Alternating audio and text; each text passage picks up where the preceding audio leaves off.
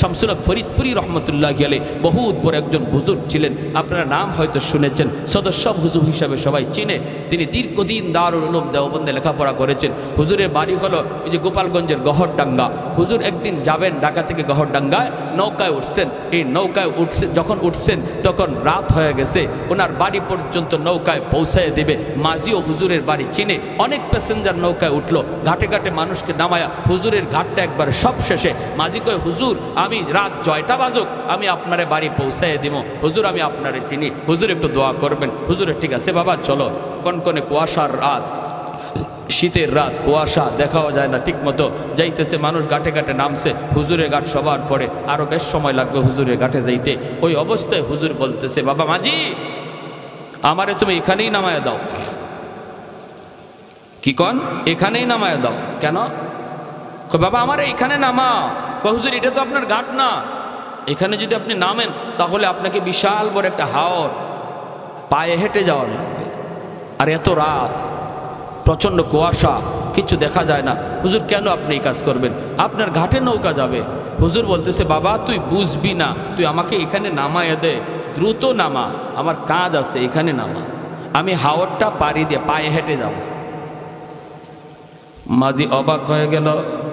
মাঝি মনে মনে কয়, আমি চিন্তায় পড়ে গেলাম, হুজুরের এত রাতে কাজ কিটা, কাজ কি এত রাতে হাওরে হুজুরের কাজ কি? কয় তাহলে ঠিক আছে আমি নামাব ঠিক, কিন্তু আমি পিছনে পিছনে যাব। হুজুর কি কাজ করে একটু দেখার জন্য হুজুরকে নামায় দিল মাঝি। পিছনে পিছনে মাঝিও নামলো, হুজুরে দেখেন নাই। মাঝি দেখতেছে, কয় আমি দেখলাম হুজুর সামনের দিকে হাঁটতেছেন, প্রচণ্ড কুয়াশা, ভালো করে দেখাও যায় না, আমাকে হুজুর দেখেন না, পিছনে আমি হুজুর খেয়াল করেন নাই, আমি একটু দূরে অবস্থান করতেছিলাম, আমি তো ঝাপসা ঝাপসা হুজুরকে দেখতেছি, যাইতেছেন, একটু পরে তাকায় দেখি নামাইলাম আমি একজন, কিন্তু কিছুক্ষণ পরে দেখি হুজুরের ডানে বামে সামনে পিছনে শত শত মানুষের আওয়াজ। আমি অবাক হয়ে গেলাম, অবাক, ভয় পেয়ে গেলাম। নামাইলাম আমি একজন মানুষ, কিন্তু ওনার ডানে বামে এত মানুষের আওয়াজ, এরা কারা, এদের পরিচয় কি? পিছনে পিছনে আমি যাইতেছি, হুজুর ওদের সাথে কথা বলতেছেন, আর ওরা হুজুরকে, একজন মন্ত্রী মিনিস্টার যেভাবে হাঁটি এইভাবে হুজুরকে সামন দিক দিয়ে রাস্তা দেখে দেখে নিয়ে যাইতেছে। বাড়ি পর্যন্ত যাওয়া মাত্রই আমি দেখলাম লোকগুলা আর কেউ নাই, সবাই অদৃশ্য হয়ে গেল। হুজুর ঘরের ভিতরে ঢুকবেন, আমি যাইয়েই সালাম দিয়ে দিলাম, আসসালামু আলাইকুম ওয়া রাহমাতুল্লাহ।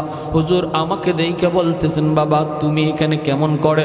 কয় হুজুর আমি তো আপনার পিছনে পিছনে আসছি। কেন আসছো? কি জন্য আসছো? কি দেখছো? কয় হুজুর আমি যা দেখছি আমার ভিতরে পানি নাই, কলিজায় পানি নাই, আমি তো প্রচন্ড ভয় পাইছি হুজুর। হুজুর আগে বলুন এরা কারা? আমি নামাইলাম আপনাকে একা, কিন্তু এত মানুষ, এরা কারা, কি এদের পরিচয়? এবার হুজুর বলতেছে, বাবা আমি বলতে পারি তোর কাছে এক শর্তে, বাবা আমার জীবদ্দশায় কারো কাছে কিছু বলবা না, কারো কাছে কিছু বলবা না। সে বলতেছে ঠিক আছে হুজুর আমি বলবো না।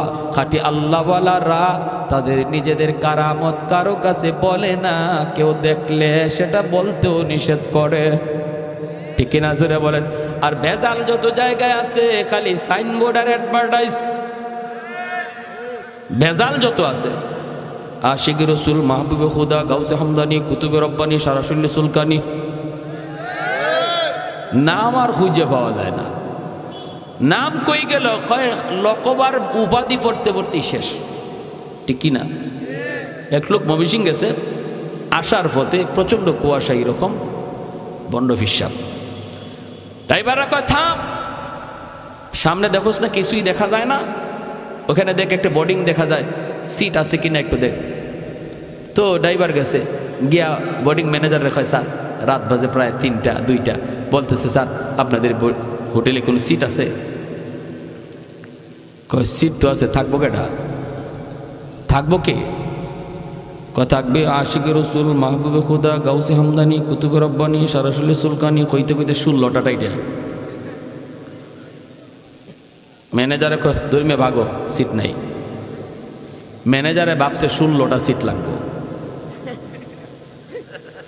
নাম যখন 16টা কইছে, ম্যানেজারে ভাবছে সিট লাগবে কয়টা? 16টা। কয় সিট নাই, সিট নাই ভাই, যান যান। আর কয় হুজুর সিট নাই। হুজুরে কয় সিট না হইলে কেমনি যাবি? যাওয়ার তো কোনো উপায় নাই। হোটেলের বারান্দায় গামছা বিছা, চাদর বিছায় রাত কাটা। হোটেলের বারান্দার মধ্যে চাদর বিছায় ঘুমায় রইছে। ফজরের সময় ম্যানেজার উঠছে, ওইটা দেখে এত মোটা এক হুজুর গড়াগড়ি করে শীতের মধ্যে কনকনে কাঁপে। কয়েক বেড়া ঘটনা কি এখানে? হুজুর নিয়ে এরম করো? কয় তুই হুজুর নিয়ে এখানে কি করো? তুই আমার কাছে ভিতরে সিট চাইলে না? আমি তো আপনার কাছে সিট চাইছি। কয়েক বেড়া তুই তো সিট চাইলে 16টা, তাই বললে কি আমার কাছে 2টা সিটও নাই? এখন হুজুরে উঠছে, উঠতে কয় রে, এই টাইটেলে আমার দুনিয়াতেও সিট দিল না, মরণের পরেও সিট দিত না, ঠিক না? এই টাইটেলে দুনিয়াতেই সিট দিছে না, মরার পরেও সিট দিবে। এজন্য খাঁটি আল্লাহওয়ালা চেনার উপায় হলো তারা সহজ সরল সাদা সিধা। এত অ্যাডভার্টাইজও নাই, এত গাওয়াগাওয়িও নাই, হ্যাঁ, এত লৌকিকতাও নাই। শামসুর হক ফরিদপুরি রহমতুল্লাহি আলাইহি ওই মাজিরে বলতেছেন, আমি বলতে পারি তোকে, শর্ত হলো আমার জীবদ্দশায় কারো কাছে এই কথা বলবা না। বলেন হুজুর?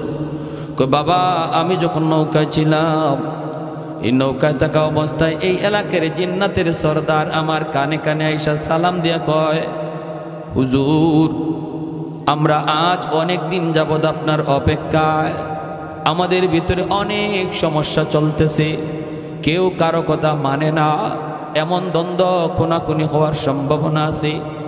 এক পর্যায়ে আমরা সবাই একমত হয়েছি, যতগুলি সমস্যা আছে সবগুলির সমাধান আপনার কাছ থেকে নিব। আপনি যা বলবেন আমরা সবাই মাথা পেতে মেনে নিব, কেউ আর আমরা কোনো ধরনের বিরোধিতা করব না। হুজুর একটু দয়া করে যদি এই জায়গায় নামতেন, পায়ে হেঁটে যদি বাড়িতে যাইতেন, হাওরটা আমরা পাহারা দিয়া দিয়া আপনাকে বাড়ি পর্যন্ত পৌঁছায় দিব, আর মাঝখানে আমাদের যত যা কিছু জানার প্রয়োজন সব আমরা জেনে নিব। আল্লাহু আকবার। मैं तालिब मौला हूँ मेरे इश्क़ निराला, मैं तालिब मौला हूँ मेरे इश्क़ निराला, है जुमला जहाँ जिनके तजल्ली से उजाला, है जुमला जहाँ जिनके तजल्ली से उजाला, मैं दरूद जहाँ गैर खुदा यार नदारम, जुज़ याद खुदा हीच दिगर कार नदरम, जुज़ याद खुदा हीच दिगर कार नदरम। ज़ोरे कुन अल्लाहु আকবার। আর একটু জোরে কোন আল্লাহু আকবার। তাহলে আল্লাহর নবী বলেছেন, উলামায়ে কেরামকে মানব দানব পশু পাখি সবাই শ্রদ্ধা করে, কারণ হলো ওরা জানে উলামায়ে কেরামের উসিলায় আল্লাহ সবাইরে খাওয়াইতেছে। ঠিক কিনা? ঠিক কিনা? আমার আপনারও আল্লাহ খাওয়ায় মাদ্রাসার উসিলায়, ঠিক কিনা? আমি মাদ্রাসা দান করলেও মাদ্রাসা চলবে, না করলেও মাদ্রাসা চলবে, বাকি মাদ্রাসায় আমি দান কইরা মাদ্রাসা টিকায় রাখছি, বিষয়টা এমন নয়, বরং মাদ্রাসায় উসিলায় আল্লাহ আমাকে টিকায় রাখছে। ঠিক কিনা রে ভাই? আমাদের সিলেটের বহুত পুরো একজন আল্লাহর ওয়ালি, নাম হলো শাইখ কাতিয়া রহমতুল্লাহি আলাইহি, কুতবুল আলম শাইখুল ইসলাম হুসাইন আহমদ মাদানী রহমতুল্লাহি আলাইহির সুযোগ্য শাগরেদ। হুজুর এরকম যেভাবে গেছেন, যেখানে গেছেন সেখানেই মাদ্রাসা তৈরি করেছেন, কারণ উনারা দেখতেন, উনারা জানতেন আসমানের কুটি হলো মাদ্রাসা, আসমানের খাম্বা হলো মাদ্রাসা, মাদ্রাসা যেখানে হবে এখানে রহমত থাকবেই থাকবে। যেদিকে গেছেন ওই দিকেই মাদ্রাসা তৈরি করেছেন। এজন্য বিদাতীদের দল, ভণ্ডদের দল হুজুরকে হত্যা করার জন্য ওরা ষড়যন্ত্র করে। ওই মৌলবীর কারণে তো আমরা গান বাজনা করতে পারি না, আমরা এক্সিবিশন করতে পারি না, যাত্রার প্যান্ডেল করতে পারি না। এই মৌলবীর হত্যা করা ছাড়া কোনো উপায় নাই, উপায় নাই। আল্লাহর অলির কাছে একবার ডাকাতের দল ভরা মৌসুম। আপনারা জানেন সিলেট এলাকাতে অনেক বেশি বন্যা হয়। একবার এরকম বন্যা হয়েছে, বন্যার ভিতরেই মাদ্রাসায় ডাকাতের দল নৌকা নিয়ে মাদ্রাসায় হাজির হয়েছে। হুজুরের কাছে আইসা বলতেছে, হযরত আমাদের এলাকার 2 গ্রামের ভিতরে প্রচন্ড ঝগড়া, যে কোনো সময় কোনাকুনি হয়ে যেতে পারে। আপনি যদি না যান তাহলে মানুষ কতজন খুন হবে এর হিসাব নাই। সবাই এক বাক্যে মেনে নিয়েছে, আপনি যেই সমাধান দিবেন এই সমাধান সবাই মেনে নিবে। ভাটি এলাকার মানুষগুলা হুজুরকে এইভাবেই মানত, এইভাবেই শ্রদ্ধা করত। হুজুর যেই জায়গায় যে হাজির, প্রচন্ড মারামারির ভিতরে মার থেমে যেত। চতুর্দিকে উপরের দিকে এরকম ভাবে ফায়ারিং হচ্ছে, কিন্তু আল্লাহর ওলি মাঝখানে যে যদি দাঁড়াইতেন, সাথে সাথে দোনো পক্ষের রাগ গুসা পানি হয়ে যাইত। আল্লাহু আকবার। এত বড় বুজুর্গ, এত বড় আল্লাহর ওলি ছিলেন। হুজুরে বলতেছেন, ঠিক আছে বাবা, তাহলে আর দেরি নাই, তাড়াতাড়ি চলো, দেরি নাই তাড়াতাড়ি চলো, আমাকে নিয়ে চলো। এই বইলা আল্লাহর ওলি তিনি উঠলেন নৌকায় উঠে গেলেন। জানাজানি নাই, কাউকে বলাও নাই, উঠে গেলেন। কারণ আল্লাহর ওলিরা তারা সর্বদা মনে করতেন মুসলমান কখনো মিথ্যা কথা বলতে পারে কিছু। যে আগে যায় বলতো তার কথাই বিশ্বাস করতেন।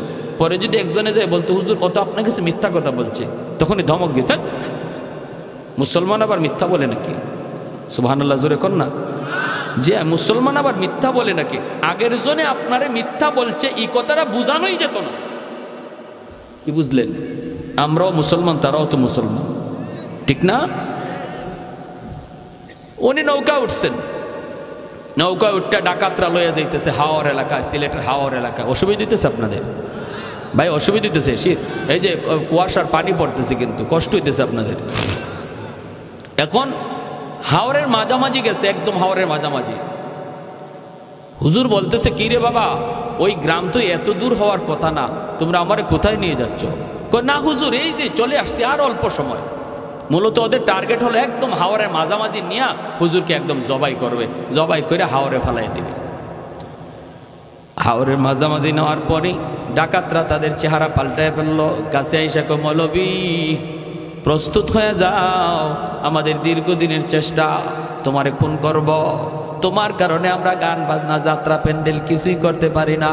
খালি যাবায় যাও, এবার যাই তুমি মাদ্রাসা, যেখানে যাও সেখানে গান বন্ধ করে ফেলো, ঠিক আছে? আজকে তোমার জীবনের শেষ দিন, তুমি প্রস্তুত নাও। আল্লাহর ওলি বলেন, আমাকে একটু সুযোগ দিবানি 2 রাকাত নামাজ পড়ার? কয়, কোনো অসুবিধা নাই। শেষ জীবনের শেষ নামাজ পড়তে চাও? নামাজ পড়েছে। এরা কারা? ডাকাতের দল, দিশা বিশা পায় না, কোথায় থানার, আমরা ছিলাম কোথায়, কেমনে থানার ঘাটে এসে লাগলো। হায় আমরা কার বিরুদ্ধে লাগছিলাম? হুজুরের পায়ে পইরা পা ধইরা মাপ চাওয়ার কই, হুজুর জীবনের জন্য তওবা করলাম, গুনাহ তো সারছি, আজীবন আপনার খাদেম হইয়া থাকবো, আমাদেরকে আজকের মতো বাঁচান। যেই পুলিশেরা কই, হুজুর এরা কারা আপনার পা ধরতেছে? হুজুরে বলতেছেন, না কোনো অসুবিধা নাই, এরা সব আমার খাদেম। নৌকা ভুল করে এখানে চলে আসছে, একটা অন্যায় করেছে, তাই মাপ চাইতেছে। আল্লাহু আকবার। পুলিশদের কাছে পরিচয় দেন নাই ওরা যে ডাকাত। এই আল্লাহর ওলি এই ডাকাতদেরকে বলছিলেন, বাবা শুন, তোরা যে এমন ঘটনা ঘটাইছো, আমার জীবদ্দশায় কারো কাছে বলবি না, আমার ইন্তেকালের পরে যদি বলতে চাও বলবা। আমরা আল্লাহর ওলির ইন্তেকালের পরে খবরগুলা পাইছি, এবং ওরা বলছে আমরা যে হুজুরের খাদেম, আমরা কিন্তু শুরুতে খাদেম ছিলাম না, আমরা হুজুরকে মারার জন্য ডাকাত সেজে এসেছিলাম, আমরা হলাম ডাকাত। কিন্তু ঘটনা ছিল এই, আল্লাহর ওলির ওই কারামতের পর আমরা তওবা করে সবাই আল্লাহর ওলির খাদেম হয়ে গেছি। এজন্য রে ভাই, উলামায়ে কেরামের কদর করো, উলামায়ে কেরামকে চিনো, মাদ্রাসাকে কদর করো, মাদ্রাসাকে কদর করো। আল্লাহ নবী রহমতের নবী বলেন, হাফেজে কোরআন জান্নাতের দিকে যায়, আর কয় আল্লাহ আমার মা কই, আমার বাবা কই? আল্লাহ কইব, যাও তার আব্বা আম্মারে জাহান্নাম থেকে উঠে আনো। জাহান্নাম থেকে বাপ মারে যখন উঠে আনবে, তার দাদা দাদি নানা নানি তখন উইটে কইব বাবা তোমরা তো তোমাদের সন্তানের উসিলায় আজকে জান্নাত পেয়ে গেছো, কিন্তু সে তো আমাদের নাতি, আমাদের নাতি, আমরা তো কত আদর করছি, কত মায়া করছি, আমি নানা আমি নানি কত মায়া করছি, আজকে আমরা বিপদে পড়ে গেছি বাবা, তোমরা তো মুক্তি পেয়ে গেছো। আমার ভাইটারে বইল একটু সুপারিশ করার জন্য। তার আব্বা আম্মা আয়েশা তার সাথে জান্নাতের দিকে রওনা দিবে, কিছু দূর যাইয়ে এই বাপ মা থেমে যাবে। ছেলে কইবা আব্বা তুমি থামছো কেন, আম্মা তুমি থামছো কেন?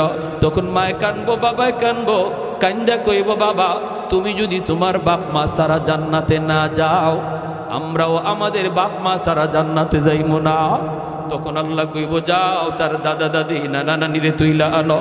দাদা দাদি নানা নানিরে তুইলা আনার সময় এলাকার মানুষেরা তাদেরকে দইরা বলবে বাইরে তোমরা তো মুক্তি পেয়ে গেছো নাতির সুপারিশে, কিন্তু আমরা ওই এলাকার মানুষ যে এলাকার মাদ্রাসায় পইরা তোমাদের নাতি হাফেজ হইছে আলেম হইছে, আমরা ওই এলাকার মানুষ, আমরা মাদ্রাসাকে কদর করতাম, আমরা তার থাকার জায়গা করে দিছিলাম, খানার ব্যবস্থা করে দিছিলাম, আমরা তার সহযোগিতা করেছিলাম।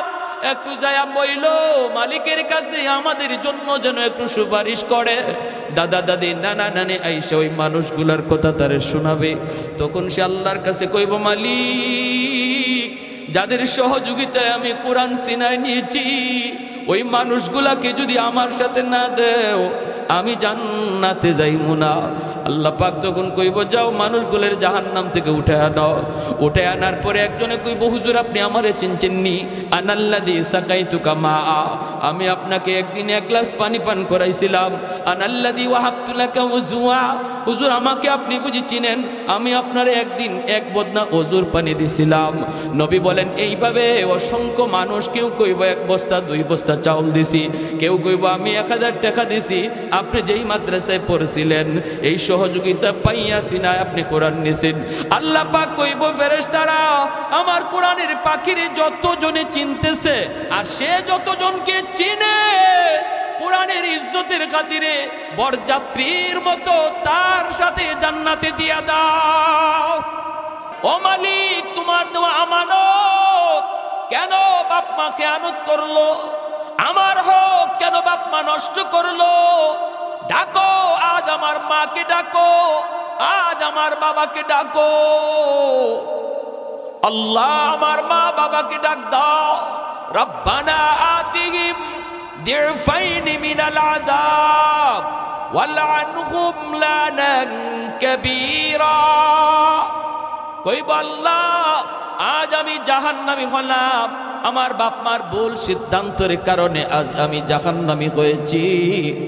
আমি আজকে জাহান্নামের আগুনে যেই পরিমাণ শাস্তি ভোগ করব, আমার মা বাবাকে ডাবল শাস্তি দাও, ডাবল শাস্তি দাও।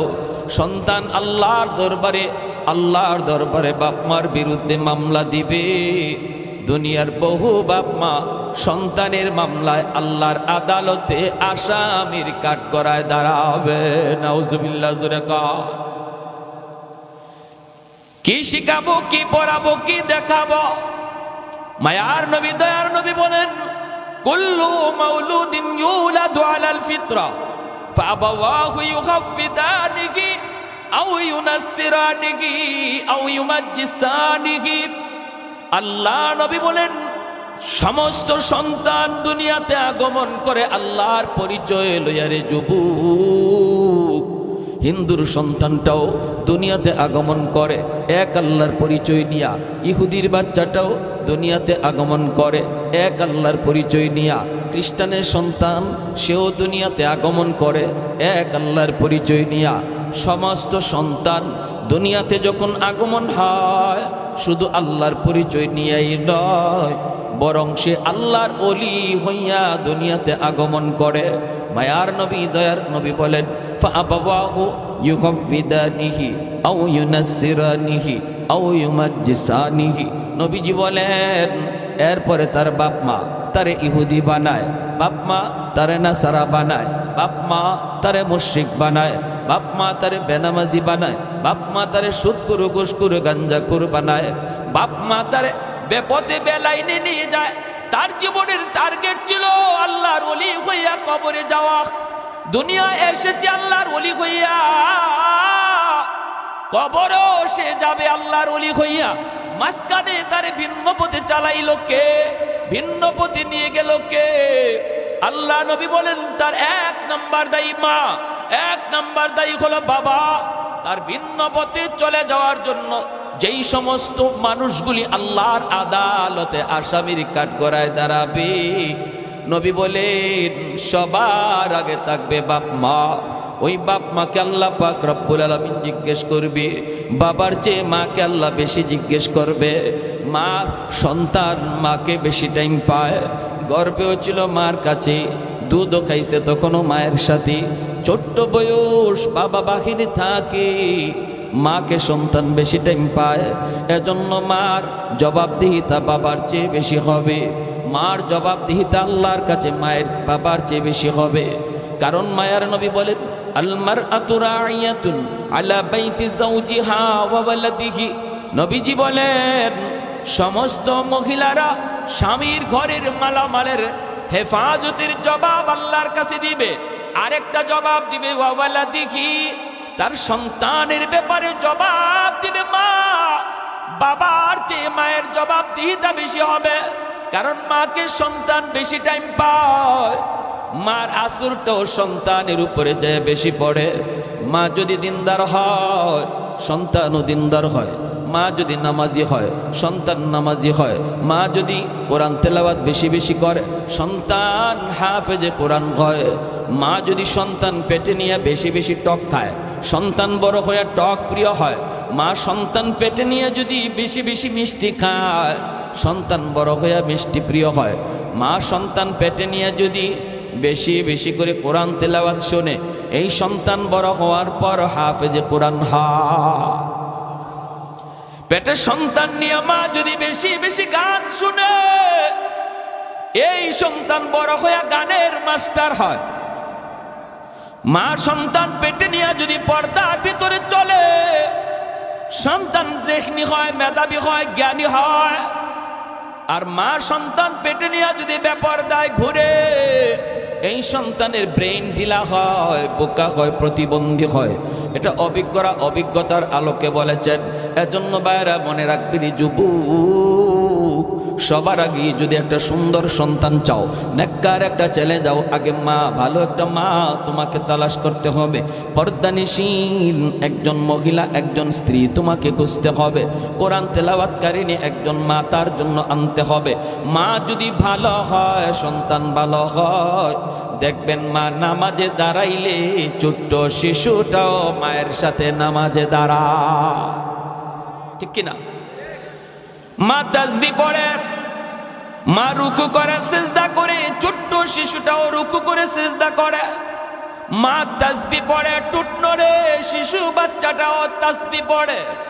কিসের তাসবিহ? তাসবিহ তো পড়ে না, তাসবিহ তো পড়ে না।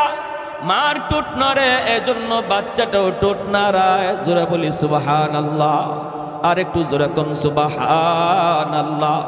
এজন্য ভাইরা মনে রাখবারে আল্লাহর বান্দা, সন্তানের ব্যাপারে আল্লাহর দরবারে বাপ মার জবাবদিহিতা হবে সবার আগে। কারণ ঘর হলো তার সর্বপ্রথম বিদ্যালয়, বাপ মা হলো তার সর্বপ্রথম শিক্ষক। ঘরের মধ্যে সন্তান যা কিছু শিশুবেলা থেকে বড় হওয়ার পর এটার আসর থাকে। ঘরের মধ্যে সন্তান যা কিছু শুনে এটা তার মরণ পর্যন্ত আসর থাকে। কারণ শিশুকালে বাচ্চাগুলির দিল দেমাগ হলো কাদামাটির মতো, কাদামাটির ভিতরে যা খুশি লেখা যায়, মাটি যদি শক্ত হয়ে যায় লেখা যায় না। সন্তানের চোখ হলো ভিডিও রেকর্ডার, কান হলো তার অডিও রেকর্ডার। চোখ দিয়ে আপনার সন্তান যা কিছু দেখবে ঘরের ভিতরে সব কিছু চোখের মধ্যে রেকর্ড করে রাখে। কান দিয়ে আপনার শিশু বাচ্চাটা করে যা শুনে সব কিছু কানের মধ্যে রেকর্ড করে রাখে। যেদিন সে বড় হওয়ার পর সাপ্লাই দেয়, এতদিন পর্যন্ত যা কিছু রেকর্ড করেছে বড় হওয়ার পরে তাই সাপ্লাই দেয়। এখন যদি আপনার সন্তানের কানের মধ্যে আপনি গান রেকর্ড করান, ঘরের ভিতরে নাটক চলছে, ঘরের ভিতরে সিনেমা চলছে, টেলিভিশনের আওয়াজ চলছে, ছোট্ট বাচ্চাটা বুঝে না কিন্তু গানের আওয়াজ তার কানে রেকর্ড হয়ে রয়েছে। ছোট্ট বাচ্চা সিনেমার কোনো অনুষ্ঠান বুঝে না কিন্তু নাচ গানের দৃশ্য তার চোখে রেকর্ড হয়ে থাকে। এটা আল্লাহর পক্ষ থেকে দেওয়া তাকে দুইটা রেকর্ডার। চোখ হলো তার ভিডিও রেকর্ডার, কান হলো তার অডিও রেকর্ডার। আমরা মনে করি শিশু বাচ্চা বুঝে না, কিন্তু না না, শিশু বাচ্চা সব বুঝে, সব কিছু তার রেকর্ড হয়ে থাকে। যেদিন সে সাপ্লাই দেয়, যদি কানের ভিতরে গান রেকর্ড করে থাকি তখন গানই সে সাপ্লাই দিবে। আর যদি কানের ভিতরে কোরআন তিলাওয়াত রেকর্ড করে তাহলে সে কোরআন তেলাওয়াত বাজাবে, ঠিক কি না?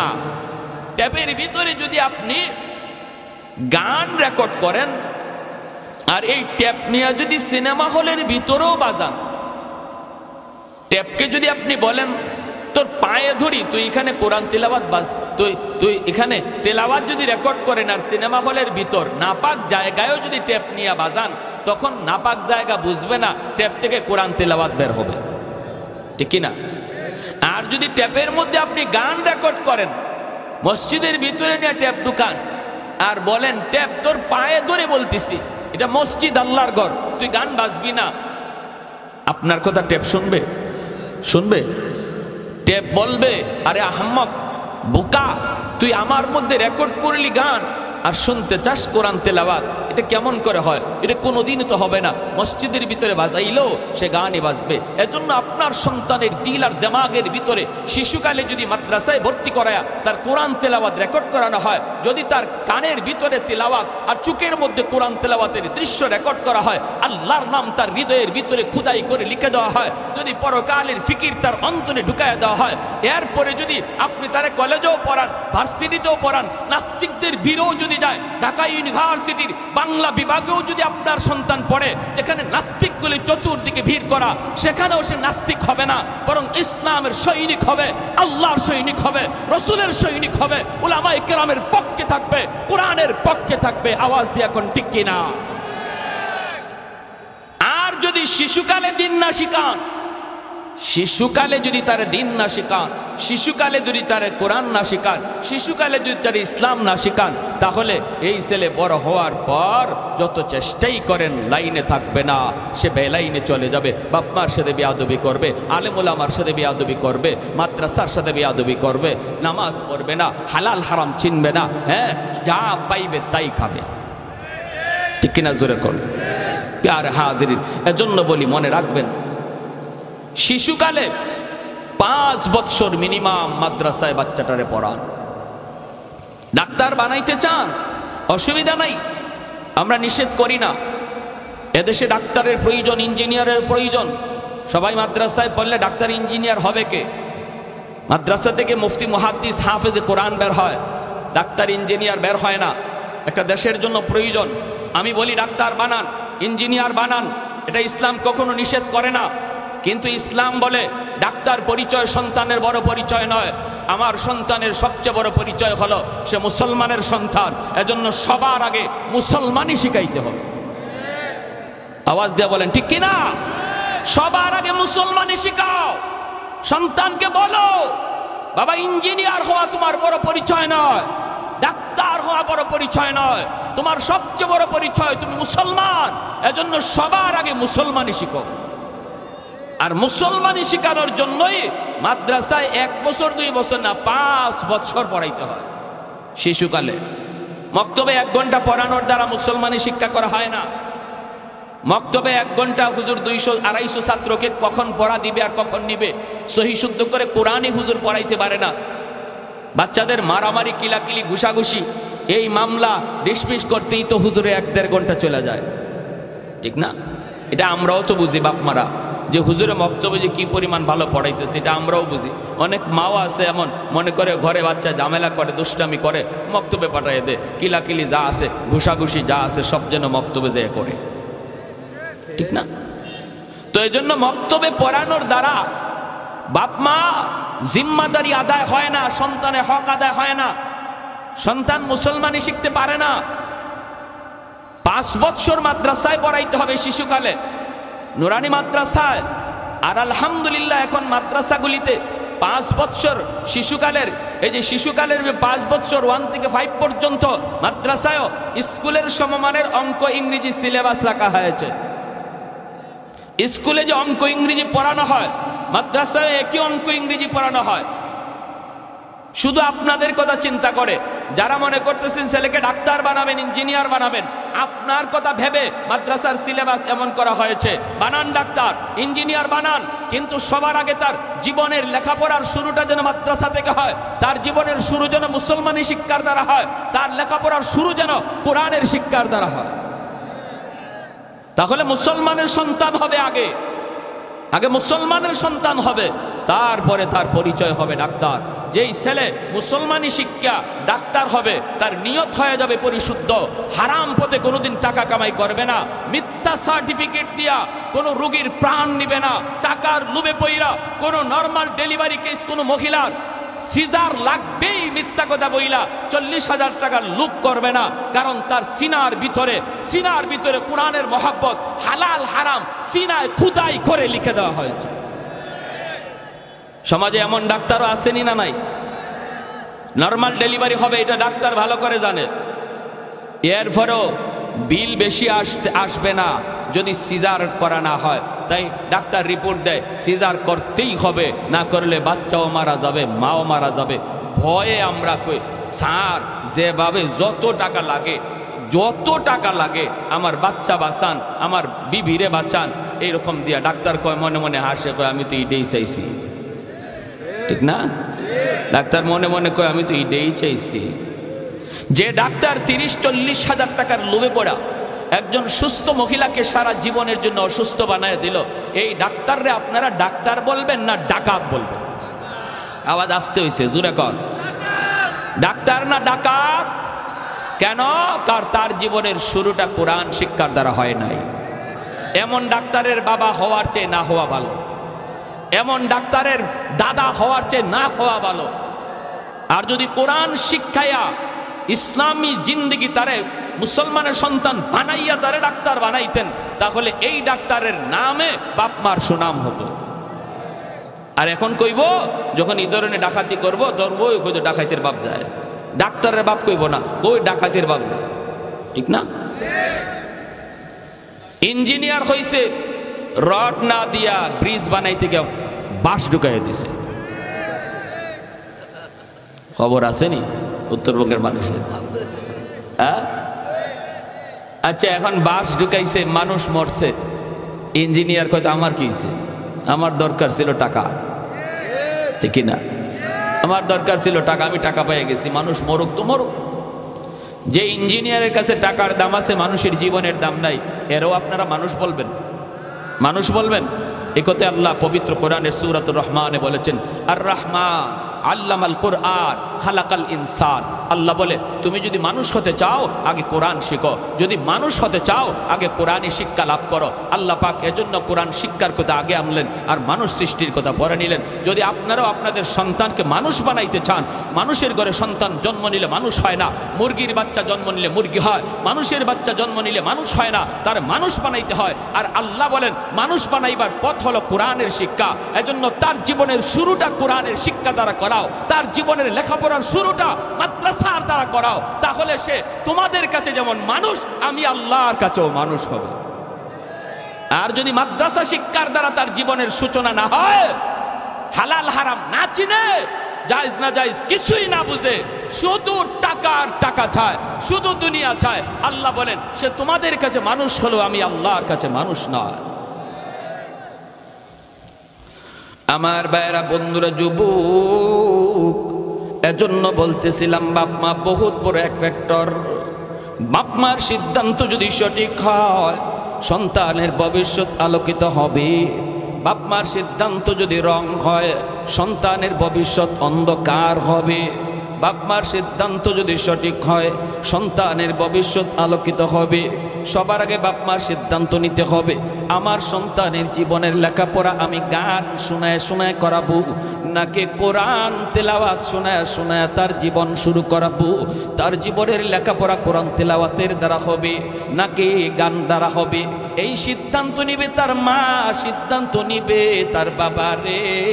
মায়ার নবী বলেন যদি এই সিদ্ধান্তে বাপ মা সঠিক সিদ্ধান্ত দেয় তাহলে সন্তানের ভবিষ্যৎ আলোকিত হবে।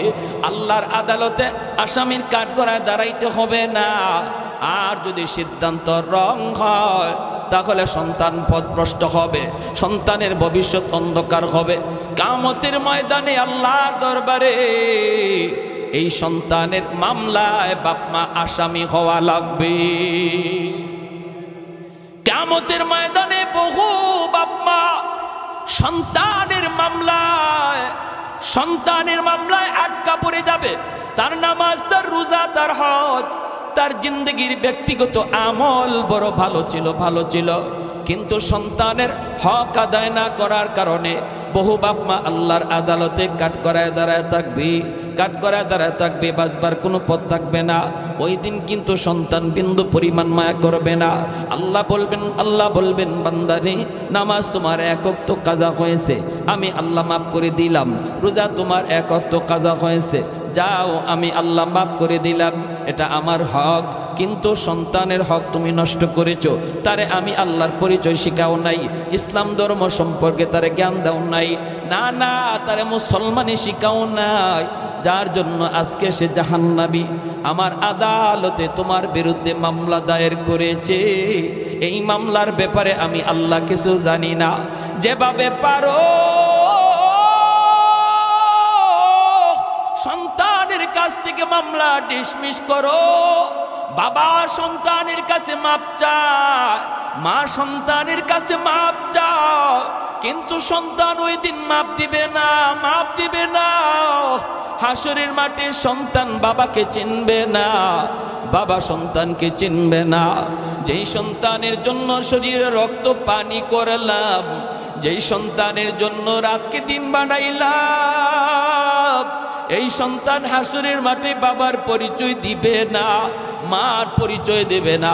সন্তান চাইবে বাপ মারে বিপদে ফেলাইয়া কেমন করে নিজে বাঁচতে পারে, বাবাই চাইব দুষ্টা সন্তানের ঘাড়ে চাপাইয়া কেমন করে বাবা বাঁচতে পারে। স্বামী চাইব স্ত্রীর ঘাড়ে দোষ চাপাইয়া নিজে বাঁচতে, স্ত্রী চাইব স্বামীর ঘাড়ে দোষ চাপাইয়া নিজে বাঁচতে। এইভাবে হাসরের ময়দানে সবাই শুধু ইয়া নফসি করবে, কেউ কারো দিকে কোনো খেয়াল রাখবে না। এমনকি নবীরা পর্যন্ত আব্বা আমার কোথায় এই কথা বলবে না। নবীরা পর্যন্ত মালিক আমার মা কোথায় এই কথা হাসরের মাঠে বলবে না।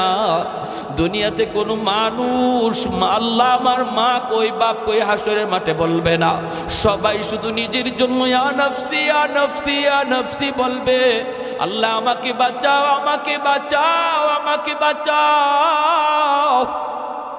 কে কার গারে দোষ চাপায়া বাঁচতে চায় এই ফিকির করবে হাসরের মাঠে।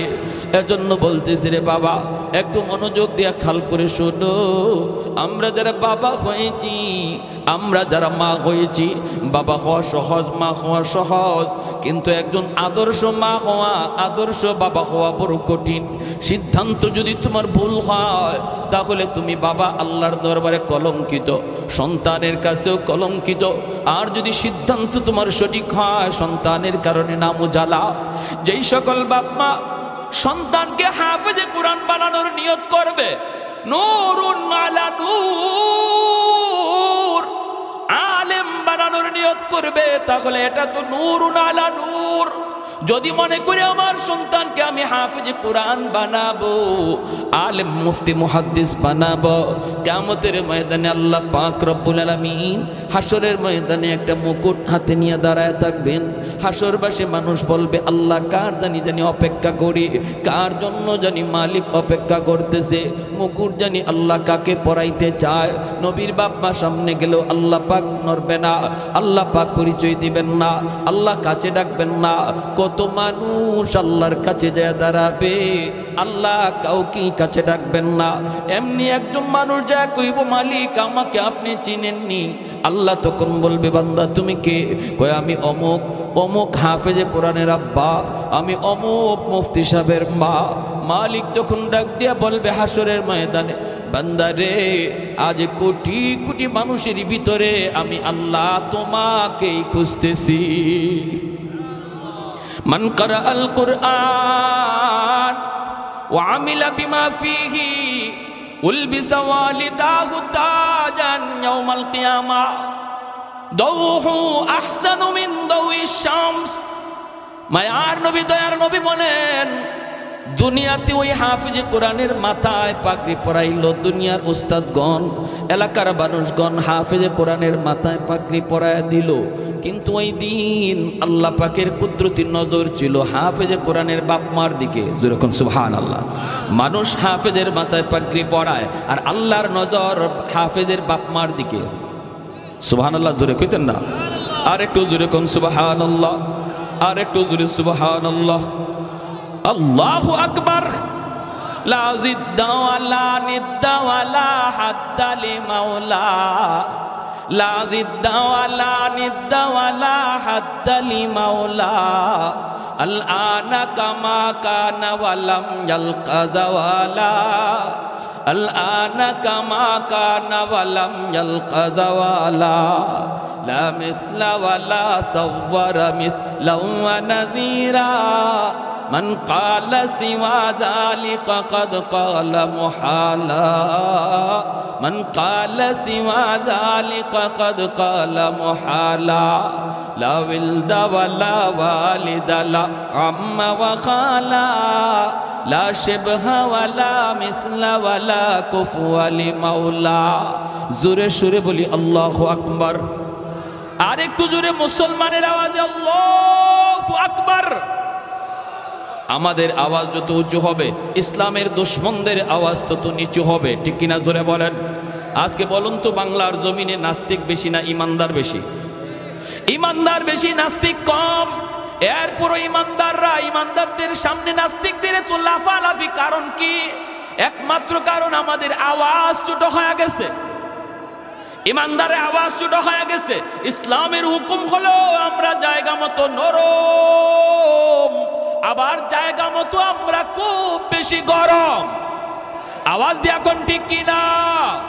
পশ্চিমাদের চোখ পড়েছে কাবা গড়ের প্রান্তরে, ব্রিটিশ দালাল দল বেঁধেছে ধ্বংস করতে চায় কারে। পশ্চিমাদের চোখ পড়েছে কাবা গড়ের প্রান্তরে, ব্রিটিশ দালাল দল বেঁধেছে ধ্বংস করতে চায় কারে। আল্লাহ পাকের ঘর তোর সাহস থাকলে ধর। হয় নাই, হয় নাই, আরো জোরে হয় নাই, ঠিক কিনা? আল্লাহ পাকের ঘর তোর সাহস থাকলে ধর, দো জাহানের মালিক যিনি পবিত্র কাবা। ওই আরবের দিন বাঁচাতে সত্য ন্যায়ের মুক্তি চাই, মুহাম্মদের বাহিনী আজ আসলে তোদের রক্ষা নাই। ওই আরবের দিন বাঁচাতে সত্য ন্যায়ের মুক্তি চাই, মুহাম্মদের বাহিনী আজ আসলে তোদের রক্ষা নাই। পশ্চিমাদের চোখ পড়েছে কাবা গড়ের প্রান্তরে, ব্রিটিশ দালাল দল বেঁধেছে ধ্বংস করতে চায় কারে। আল্লাহ পাকের ঘর তোর সাহস থাকলে ধর, তো জাহানের মালিক যিনি পবিত্র কাবা। ওই আরবের দিন বাঁচাতে সত্য ন্যায়ের মুক্তি চাই, মুহাম্মদের বাহিনী আজ আসলে তোদের রক্ষা নাই। ওই আরবের দিন বাঁচাতে সত্য ন্যায়ের মুক্তি চাই, মুহাম্মদের বাহিনী আজ আসলে তোদের রক্ষা নাই। মুহাম্মদুর রাসূলুল্লাহর বাহিনী আসেনি? হাত উঠে বলো আসেনি? আর একটু জোরে আসেনি? একটু দাঁড়াও, জেগে উঠু ওহি মুসলমান, আর কতদিন দিন ইসলামের সইবে অপমান, ঠিক না? ঠিক না? একটু দাঁড়াও, জেগে উঠু ওহে মুসলমান, আর কতদিন দিন ইসলামের সইবে অপমান। রক্ত দিয়ে পবিত্র ওই মক্কা মদিনা, সেই জমিনে সিনেমা হল চলতে পারে না। রক্ত দিয়ে পবিত্র ওই মক্কা মদিনা, সেই জমিনে সিনেমা হল চলতে পারে না। নূর মক্কার ইসলাম তার তাকলো কি আর দাম, বন্দিশালায় তাকে যদি কাবার ইমাম। ওই আরবের দিন বাঁচাতে সত্য ন্যায়ের মুক্তি চাই, মুহাম্মাদের বাহিনী আজ আসলে তোদের রক্ষা নাই। ওই আরবের দিন বাঁচাতে সত্য ন্যায়ের মুক্তি চাই, মুহাম্মাদের বাহিনী আজ আসলে তোদের রক্ষা নাই। পশ্চিমাদের চোখ পড়েছে কাবা গড়ের প্রান্তরে, ব্রিটিশ দালাল দল বেঁধেছে ধ্বংস করতে চায় কারে। আল্লাহ পাকের ঘর তোর সাহস থাকলে ধর, তো জাহানের মালিক যিনি পবিত্র কাবা।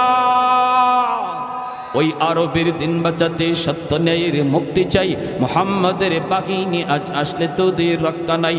ওই আরবের দিন বাঁচাতে সত্য ন্যায়ের মুক্তি চাই, মুহাম্মাদের বাহিনী আজ আসলে তোদের রক্ষা নাই।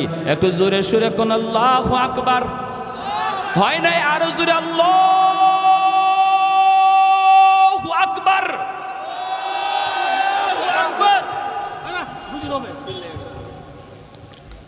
কি ভাই ভয় পাইছেন?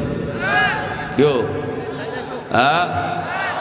লালমনিরহাটের মানুষ ভয় পাইছেন? আমরা কার সৈনিক? আরো জোরে কার? আল্লাহ তুমি কবুল করো, জোরে বলি আমিন। আরো জোরে বলি আমিন। ভাইয়েরা আমার, এজন্য কি আমার এই পর্যন্ত আলোচনার নতিজা হলো, যদি বাপমা আল্লাহর আদালতে কাঠগড়ায় দাঁড়ানো থেকে বাঁচতে হয়, তাহলে সন্তানের জীবনের লেখাপড়া শুরু স্কুল থেকে না মাদ্রাসা থেকে করতে হবে? সবাই কথা কয় না।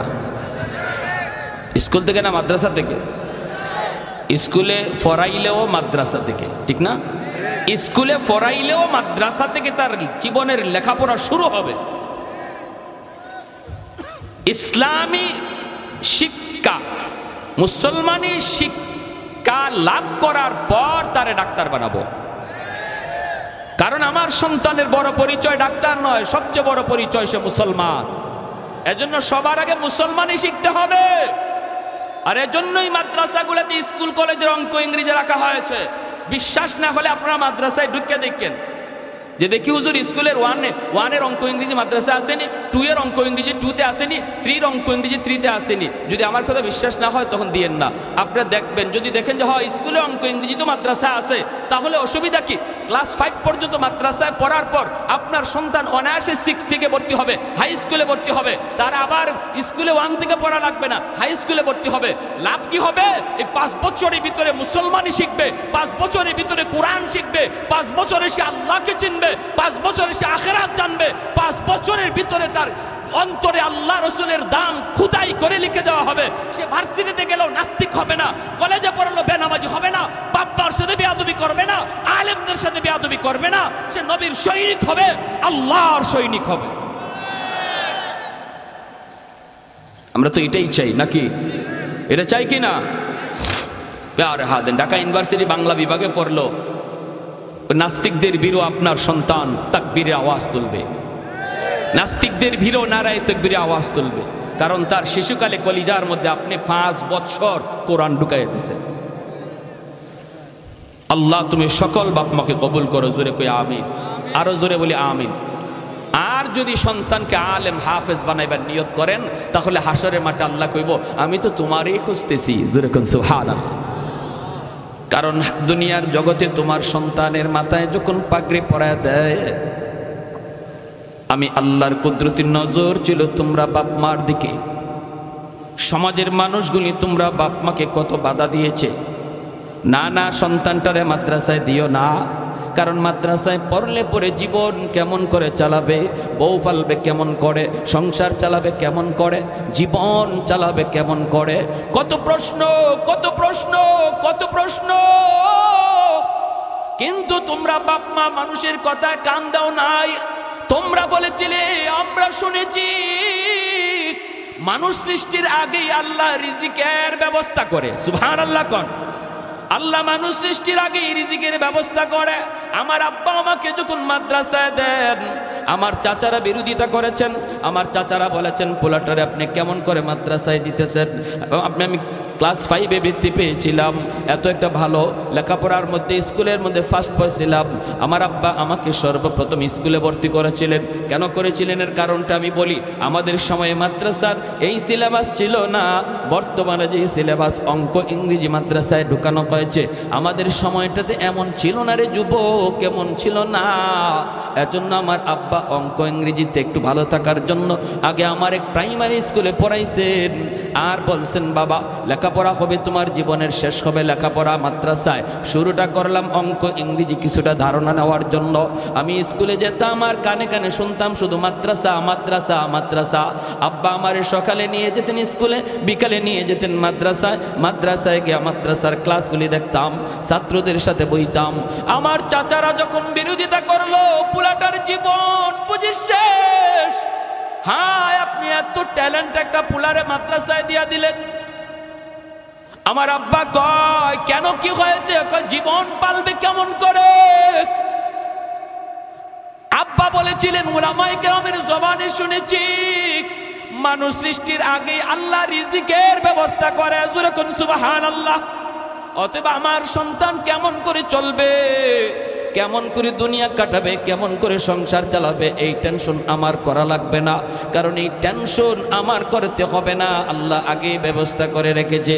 এজন্য আমার চাচারা যত বিরোধিতা করলো, আমার আব্বা সিদ্ধান্তের উপরে অটল। আমার সাথে যতজন স্কুলে পড়ছে একজন মাদ্রাসায় ভর্তি হয় নাই, আমি একাই শুধু মাদ্রাসায় গিয়েছিলাম, আর ওরা সবাই হাই স্কুলে ভর্তি হয়েছিল।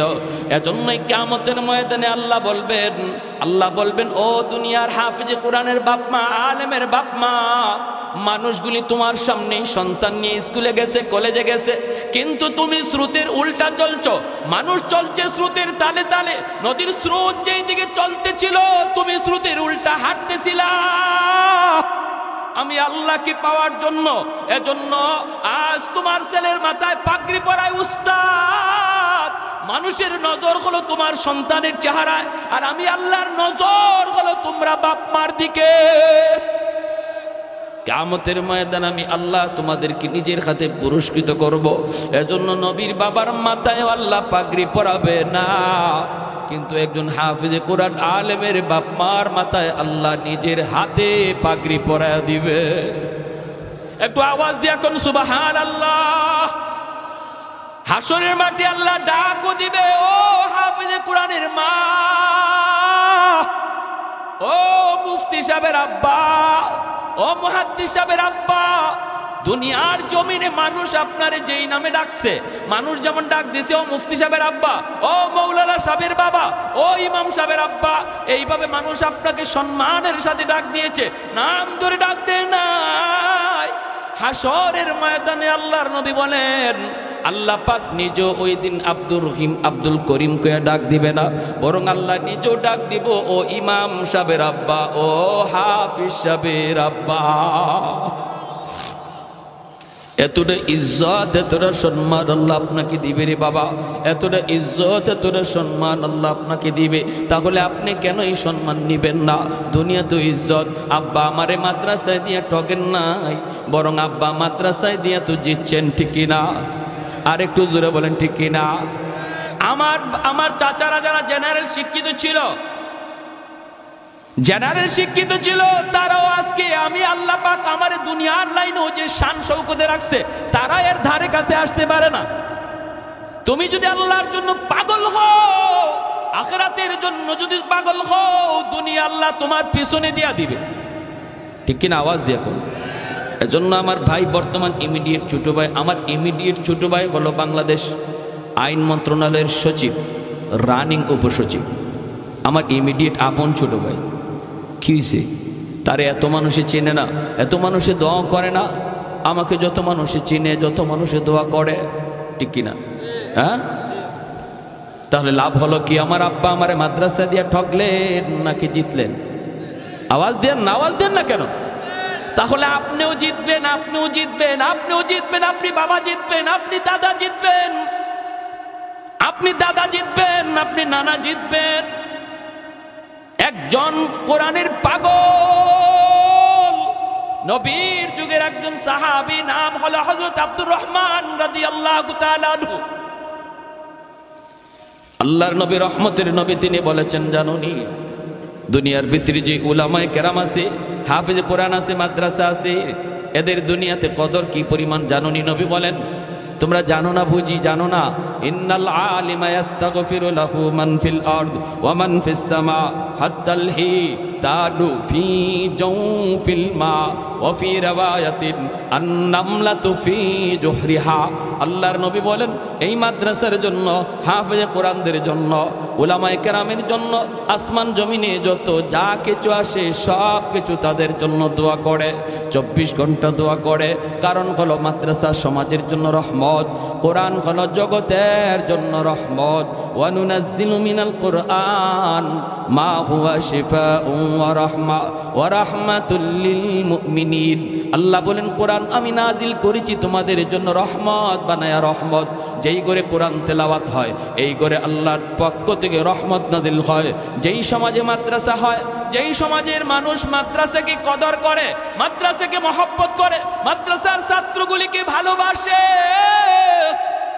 আল্লাহ পাক রব্বুল আলামিন ওই গোটা সমাজের উপর রহমত নাজিল করে।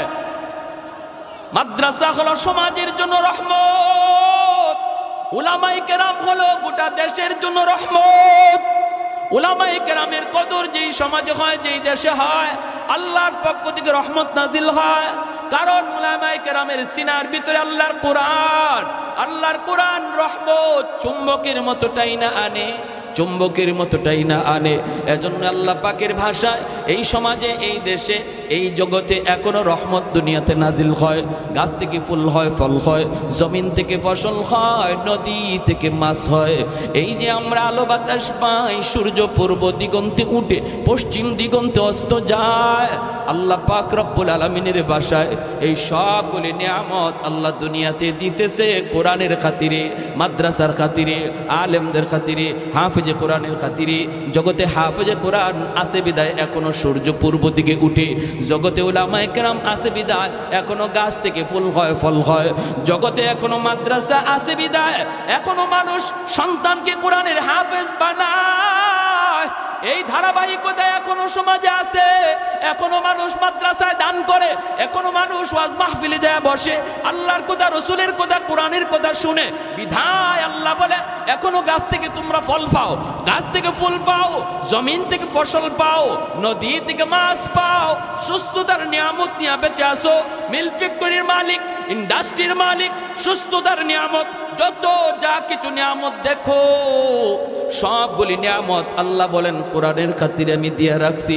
যেদিন মাদ্রাসা বন্ধ হয়ে যাবে, যেদিন উলামায়ে কেরাম জন্ম নেওয়া বন্ধ হয়ে যাবে, যেদিন মানুষ সন্তানকে হাফেজে কোরআন বানানোর কথা ভুলে যাবে, আল্লাহ পাক বলে ওই দিন গাছ থেকে আর ফুল ফল পাইবা না, জমিন থেকে আর ফসল পাইবা না, নদী থেকে আর মাছ মিলবে না, রিজিকের ব্যবস্থা আর এত সুন্দর আসবে না, সুস্থতার নিয়ামত দিয়ে হাঁটতে পারবা না।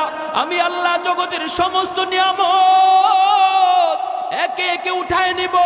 বাল আনজালতু আলাইকুমুল আযাবা সাব্বা, পরপর পরপর জমিনের ভিতরে শুধু গজব আর গজব আমি নাজিল করব। অতএব ভাইরা রে, এখন আসমানি গজব আসমানে, জমিনি গজব জমিনে আল্লাহ চাপায় রাখছি মাদ্রাসার খাতিরে। এখন আসমানি গজব আসমানে, জমিনের গজব আল্লাহ জমিনে আটকায় রাখছে উলামায়ে কেরামের খাতিরে। ছোট ছোট বাচ্চাগুলি মাদ্রাসায় পড়ে, এই বাচ্চাগুলির বাড়ি কোথায়, বাবা কোথায়, মা কোথায়? ওই বাপ্পা সাইরা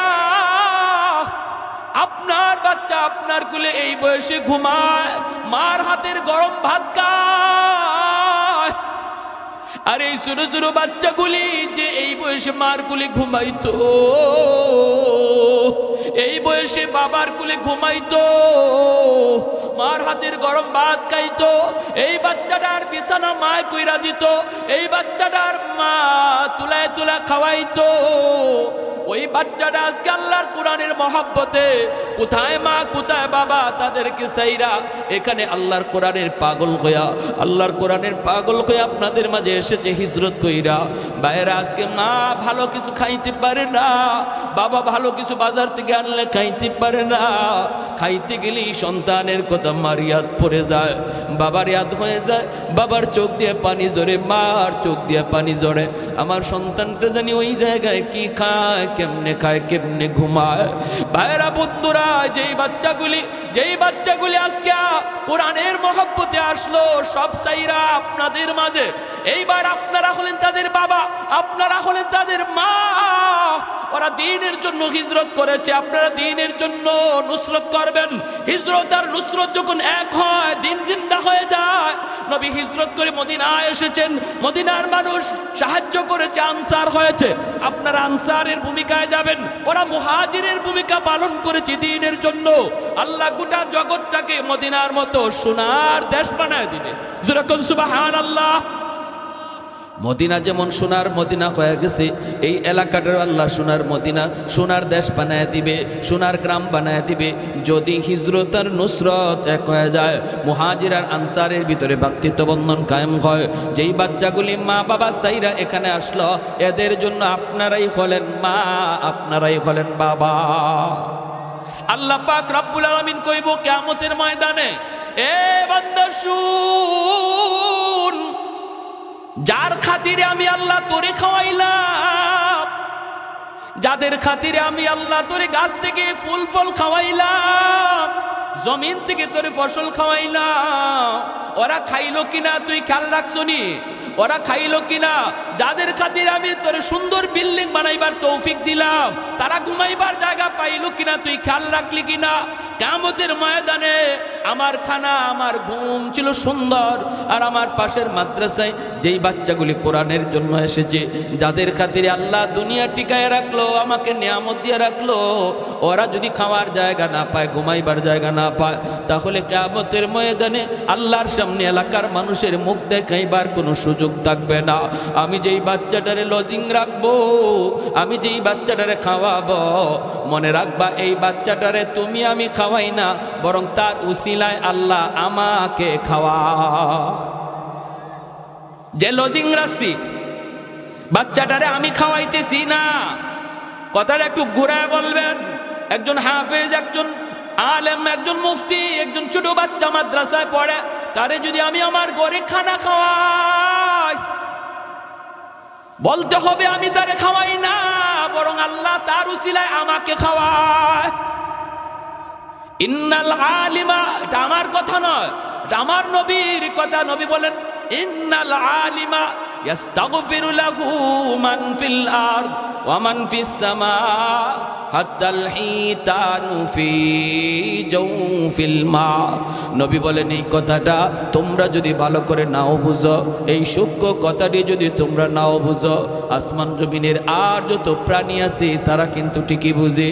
ওই যে গাছ, মাছ, ফুল, ফল, এই যে দেখতেছো জঙ্গলের বাঘ ভাল্লুক, এই যে দেখো গর্তের পিপিলিকা আর পানির নিচের মাছ, এরাও কিন্তু মাদ্রাসার ছাত্রের কদর বুঝে, তালেবে এলেমের কদর তারা বুঝে। নবী বলেন, এজন্যই গাছের গর্তের পিপিলিকা পর্যন্ত মাদ্রাসার জন্য 24 ঘন্টা দোয়া করে। কি কইয়া দোয়া করে? নবী বলেন, দোয়া করে, আল্লাহ আমি গর্তের পিপিলিকায় এখনো গর্তে বেঁচে আছি মাদ্রাসার উসিলা। আল্লাহ পানির নিচের মাছ আমি বেঁচে আছি মাদ্রাসার উসিলা। আমি বাঘ বেঁচে আছি এখন মাদ্রাসার উসিলা। আল্লাহ তুমি মাদ্রাসা ঘরে ঘরে, সমাজে সমাজে মাদ্রাসা বাড়ায় দাও। আল্লাহ ঘরে ঘরে হাফেজে কোরআন তৈরি করে দাও। আল্লাহ তুমি হাফেজে কোরআনদের হায়াতের ভিতরে বরকত দাও, উলামায়ে কেরামের হায়াতের ভিতরে বরকত দাও। আল্লাহ যাদের তাদের হায়াত বাড়লে জগতের হায়াত বেড়ে যায়। উলামায়ে কেরামের হায়াত বাড়লে জগতের হায়াত বেড়ে যায়, জগতের হায়াত বেড়ে যায়। এজন্য মায়ের নবী বলেছেন, মৌতুল আলিম কা মৌতুল আলম। একজন আলেমের যদি মৌত হয়, মনে করবা জগতের মৌত হয়ে গেছে, কারণ জগৎ আল্লাহ টিকায় রাখে উলামায়ে কেরামের উসিলায়। অতএব কেউ যদি মনে করে আলেম উলামা রাখবো না, মাদ্রাসা রাখবো না, মোল্লা মুন্সি রাখবো না, যদি কেউ মনে করে এমনটা বলে, তাহলে সে তার নিজের পায়ে নিজে কুড়াল মারল। মাদ্রাসা রাখবা না, মৌলবী রাখবা না, আল্লাহ তোমারেও রাখবে না। আওয়াজ দিয়ে এখন ঠিক কিনা? কারণ আল্লাহ তাদের উসিলায় তোমার মতো লোককে আল্লাহ বাঁচায় রাখছে। যদি ওরা না থাকে মাদ্রাসা বন্ধ হয় তোমার জিন্দেগি বন্ধ হয়ে যাবে। আমরা দেখছি ওটা, আলহামদুলিল্লাহ হইছে ওটা। যারা মাদ্রাসার বিরুদ্ধে কথা কইছে, উলামা ইকরামের বিরুদ্ধে কথা কইছে, ওয়াজ মাহফিলের বিরুদ্ধে কথা কইছে, তারা কেউ জাগাতে নাই। আওয়াজ দেয়া বলেন, ফ্যান পরবারও আর জায়গা পায় না, ঠিক কিনা? এজন্য বলি মাদ্রাসার বিরোধিতা যে করলো সে তার নিজের পায়ে নিজে কোরআন মারলো। কেউ যদি মাদ্রাসা বন্ধ করার কথা কয় সে তার নিজের জীবন বন্ধ করে দিল। এটা আল্লাহর কোরআন বলে, নবীর হাদিস বলে। এই কথাটা নবী বলেন, যদি তোমরা নাও বুঝো, গাছে বুঝে, গাছের পাতায় বুঝে, পিপিলিকা বুঝে, গর্তের সাপ বুঝে, পানির নিচের মাছ এই কথাটা বুঝে, বিদায় ওরা 24 ঘন্টা আলেমদের জন্য দোয়া করে। এজন্যই মানব দানব সবাই উলামায়ে কেরামকে মহব্বত করে, জিন্নাতরা পর্যন্ত উলামায়ে কেরামকে শ্রদ্ধা করে। কেন করে? কারণ জিন্নাতেরাও জানে কাদের উসিলে আল্লাহ জগৎ টিকায় রাখছে। শামসুল হক ফরিদপুরি রহমতুল্লাহি আলাইহি বহুত বড় একজন বুজুর্গ ছিলেন, আপনারা নাম হয়তো শুনেছেন, সদস্য হুজুর হিসাবে সবাই চিনে। তিনি দীর্ঘদিন দারুল উলুম দেওবন্দে লেখাপড়া করেছেন। হুজুরের বাড়ি হলো এই যে গোপালগঞ্জের গহরডাঙ্গা। হুজুর একদিন যাবেন ঢাকা থেকে গহরডাঙ্গায়, নৌকায় উঠছেন। এই নৌকায় যখন উঠছেন তখন রাত হয়ে গেছে। ওনার বাড়ি পর্যন্ত নৌকায় পৌঁছায় দেবে। মাঝিও হুজুরের বাড়ি চিনে, অনেক প্যাসেঞ্জার নৌকায় উঠলো, ঘাটে ঘাটে মানুষকে নামায়া হুজুরের ঘাটটা একবার সব শেষে মাঝি কয়, হুজুর আমি রাত 6টা বাজুক আমি আপনারে বাড়ি পৌঁছায় দিব, হুজুর আমি আপনারে চিনি, হুজুর একটু দোয়া করবেন। হুজুরের ঠিক আছে বাবা চলো। কনকনে কুয়াশার রাত, শীতের রাত, কুয়াশা, দেখাও যায় না ঠিক মতো। যাইতেছে মানুষ, ঘাটে ঘাটে নামছে। হুজুরের ঘাট সবার পরে, আরো বেশ সময় লাগবে হুজুরের ঘাটে যাইতে। ওই অবস্থায় হুজুর বলতেছে, বাবা মাঝি আমারে তুমি এখানেই নামায় দাও। কি কন? এখানেই নামায় দাও। কেন? বাবা আমার এখানে নামা। হুজুর এটা তো আপনার ঘাট না, এখানে যদি আপনি নামেন তাহলে আপনাকে বিশাল বড় একটা হাওর পায়ে হেঁটে যাওয়া লাগবে, আর এত রাত, প্রচন্ড কুয়াশা, কিছু দেখা যায় না। হুজুর কেন আপনি এই কাজ করবেন? আপনার ঘাটে নৌকা যাবে। হুজুর বলতেছে, বাবা তুই বুঝবি না, তুই আমাকে এখানে নামায় দে, দ্রুত নামা, আমার কাজ আছে, এখানে নামা, আমি হাওরটা পাড়ি দিয়ে পায়ে হেঁটে যাব। মাঝি অবাক হয়ে গেল। মাঝি মনে মনে কয়, আমি চিন্তায় পড়ে গেলাম, হুজুরের এত রাতে কাজ কিটা, কাজ কি এত রাতে হাওরে হুজুরের কাজ কি? কয় তাহলে ঠিক আছে আমি নামাব ঠিক, কিন্তু আমি পিছনে পিছনে যাব। হুজুর কি কাজ করে একটু দেখার জন্য হুজুরকে নামায় দিল মাঝি। পিছনে পিছনে মাঝিও নামলো। হুজুরে দেখেন নাই, মাঝি দেখতেছে, কয় আমি দেখলাম হুজুর সামনের দিকে হাঁটতেছেন, প্রচণ্ড কুয়াশা, ভালো করে দেখাও যায় না, আমাকে হুজুর দেখেন না, পিছনে আমি হুজুর খেয়াল করেন নাই, আমি একটু দূরে অবস্থান করতেছিলাম, আমি তো ঝাপসা ঝাপসা হুজুরকে দেখতেছি, যাইতেছেন, একটু পরে তাকায় দেখি নামাইলাম আমি একজন, কিন্তু কিছুক্ষণ পরে দেখি হুজুরের ডানে বামে সামনে পিছনে শত শত মানুষের আওয়াজ।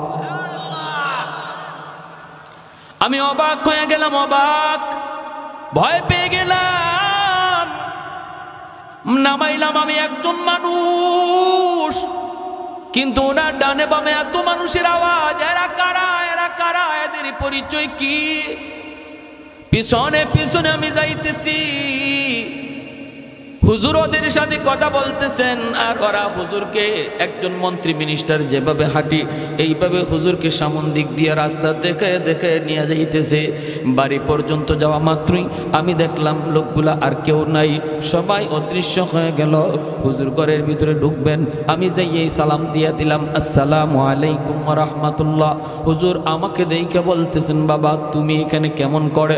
কই হুজুর আমি তো আপনার পিছনে পিছনে আসছি। কেন আসছো? কি জন্য আসছো? কি দেখছো? কয় হুজুর আমি যা দেখছি আমার ভিতরে পানি নাই, কলিজায় পানি নাই, আমি তো প্রচন্ড ভয় পাইছি হুজুর। হুজুর আগে বলুন এরা কারা? আমি নামাইলাম আপনাকে একা, কিন্তু এত মানুষ, এরা কারা, কি এদের পরিচয়? এবার হুজুর বলতেছে, বাবা আমি বলতে পারি তোর কাছে এক শর্তে, বাবা আমার জীবদ্দশায় কারো কাছে কিছু বলবা না, কারো কাছে কিছু বলবা না। সে বলতেছে ঠিক আছে হুজুর আমি বলবো না। খাঁটি আল্লাহওয়ালারা তাদের নিজেদের কারামত কারো কাছে বলে না, কেউ দেখলে সেটা বলতেও নিষেধ করে, ঠিক না জোরে বলেন? আর ভেজাল যত জায়গায় আছে খালি সাইনবোর্ড আর অ্যাডভার্টাইজ, ভেজাল যত আছে, আশিকি রসুল, মাহবুবে খুদা, গাউসে হামদানি, কুতুবে রব্বানি, সারাসুল্লি সুলকানি, নাম আর খুঁজে পাওয়া যায় না।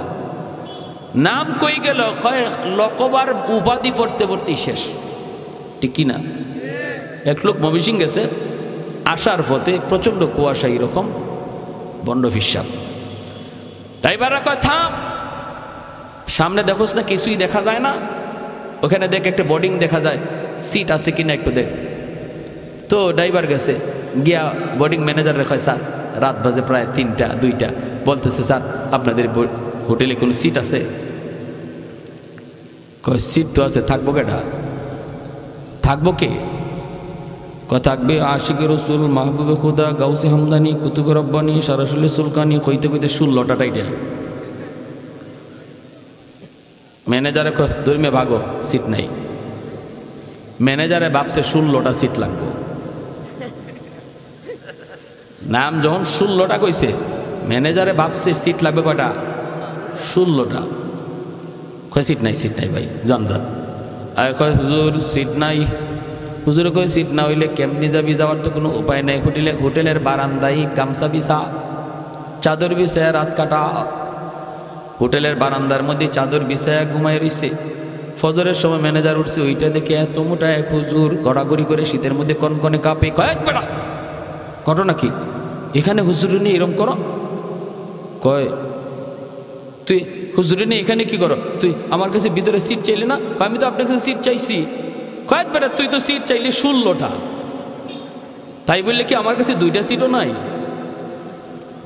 এখন হুজুরে উঠছে, উঠতে কয় রে, এই টাইটেলে আমার দুনিয়াতেও সিট দিল না, মরণের পরেও সিট দিত না, ঠিক না? এই টাইটেলে দুনিয়াতেই সিট দিছে না, মরার পরেও সিট দিবে। এজন্য খাঁটি আল্লাহওয়ালা চেনার উপায় হলো তারা সহজ সরল সাদা সিধা, এত অ্যাডভার্টাইজও নাই, এত গাওয়াগাওয়িও নাই, হ্যাঁ, এত লৌকিকতাও নাই। শামসুল হক ফরিদপুরি রহমতুল্লাহ আলাইহি ওই মাজিরে বলতেছেন, আমি বলতে পারি তোকে, শর্ত হলো আমার জীবদ্দশায় কারো কাছে এই কথা বলবা না। বলেন হুজুর? বাবা আমি যখন নৌকায় ছিলাম, এই নৌকায় থাকা অবস্থায় এই এলাকার জিন্নাতের সর্দার আমার কানে কানে আইসা সালাম দিয়া কয়, হুজুর আমরা আজ অনেক দিন যাবৎ আপনার অপেক্ষায়, আমাদের ভিতরে অনেক সমস্যা চলতেছে, কেউ কারো কথা মানে না, এমন দ্বন্দ্ব খুনাখুনি হওয়ার সম্ভাবনা আছে। এক পর্যায়ে আমরা সবাই একমত হয়েছি, যতগুলি সমস্যা আছে সবগুলির সমাধান আপনার কাছ থেকে নিব। আপনি যা বলবেন আমরা সবাই মাথা পেতে মেনে নিব, কেউ আর আমরা কোনো ধরনের বিরোধিতা করব না। হুজুর একটু দয়া করে যদি এই জায়গায় নামতেন, পায়ে হেঁটে যদি বাড়িতে যাইতেন, হাওরটা আমরা পাহারা দিয়া দিয়া আপনাকে বাড়ি পর্যন্ত পৌঁছায় দিব, আর মাঝখানে আমাদের যত যা কিছু জানার প্রয়োজন সব আমরা জেনে নিব। আল্লাহু আকবার। मैं तालिब मौला हो मेरे इश्क़ निराला, मैं तालिब मौला हो मेरे इश्क़ निराला, है जुमला जहाँ जिनके तजल्ली से उजाला, है जुमला जहाँ जिनके तजल्ली से उजाला, मैं दरूद जहाँ गैर खुदा यार नदारम, जुज़ याद खुदा ही दिगर कार नदरम, जुज़ याद खुदा ही दिगर कार नदरम। ज़ोरे कुन अल्लाहु अकबर, আর একটু জোরে কোন আল্লাহু আকবার। তাহলে আল্লাহর নবী বলেছেন, উলামায়ে কেরামকে মানব দানব পশু পাখি সবাই শ্রদ্ধা করে, কারণ হলো ওরা জানে উলামায়ে কেরামের উসিলায় আল্লাহ সবাইরে খাওয়াইতেছে। ঠিক কিনা? ঠিক কিনা? আমার আপনারও আল্লাহ খাওয়ায় মাদ্রাসার উসিলায়, ঠিক কিনা?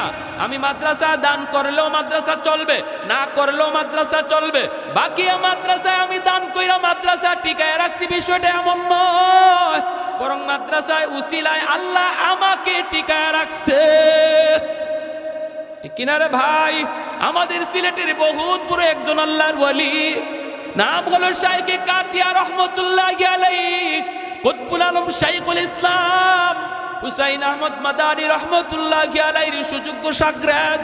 হুজুর এরকম যেভাবে গেছেন, যেখানে গেছেন সেখানেই মাদ্রাসা তৈরি করেছেন। কারণ উনারা দেখতেন, উনারা জানতেন আসমানের কুটি হলো মাদ্রাসা, আসমানের খাম্বা হলো মাদ্রাসা। মাদ্রাসা যেখানে হবে এখানে রহমত থাকবেই থাকবে। যেদিকে গেছেন ওই দিকেই মাদ্রাসা তৈরি করেছেন। এজন্য বিদাতীদের দল, ভণ্ডদের দল হুজুরকে হত্যা করার জন্য ওরা ষড়যন্ত্র করে। ওই মৌলবীর কারণে তো আমরা গান বাজনা করতে পারি না, আমরা এক্সিবিশন করতে পারি না, যাত্রার প্যান্ডেল করতে পারি না। এই মৌলবীর হত্যা করা ছাড়া কোনো উপায় নাই, উপায় নাই। আল্লাহর ওলির কাছে একবার ডাকাতের দল ভরা মৌসুম, আপনারা জানেন সিলেট এলাকাতে অনেক বেশি বন্যা হয়। একবার এরকম বন্যা হয়েছে, বন্যার ভিতরেই মাদ্রাসায় ডাকাতের দল নৌকা নিয়ে মাদ্রাসায় হাজির হয়েছে।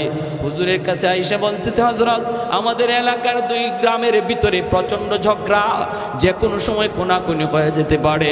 আপনি যদি না যান তাহলে মানুষ কতজন খুন হবে এর হিসাব নাই। সবাই এক বাক্যে মেনে নিয়েছে, আপনি যেই সমাধান দিবেন এই সমাধান সবাই মেনে নিবে।